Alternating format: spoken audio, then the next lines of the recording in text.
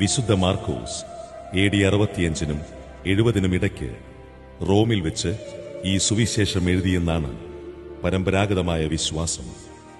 വിശുദ്ധ ഗ്രന്ഥത്തിൽ തന്നെയുള്ള സൂചനകളിൽ നിന്ന് അദ്ദേഹം ബാർണബാസിന്റെ പിതൃസഹോദര പുത്രനും പൗലോസിന്റെ ആദ്യത്തെ സുവിശേഷ പ്രഘോഷണ യാത്രയിൽ സഹായിയും പൗലോസിനോടുകൂടെ കാരാഗ്രഹവാസം അനുഭവിച്ചവനും പൗലോസിന്റെയും പത്രോസിന്റെയും സഹായികളിൽ ഒരുവനുമായിരുന്നു എന്ന് കാണാം. പലസ്തീനക്കാരനല്ലാത്ത വിജാതീയ ക്രിസ്ത്യാനികൾക്ക് വേണ്ടിയാണ് ഈ സുവിശേഷം എഴുതപ്പെട്ടത്.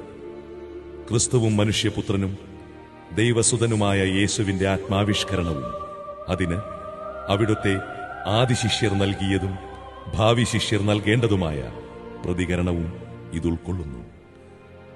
ഈ സുവിശേഷ ശ്രവണം നമ്മുടെ ഹൃദയങ്ങൾക്ക് ആത്മീയ സന്തോഷം പകരട്ടെ.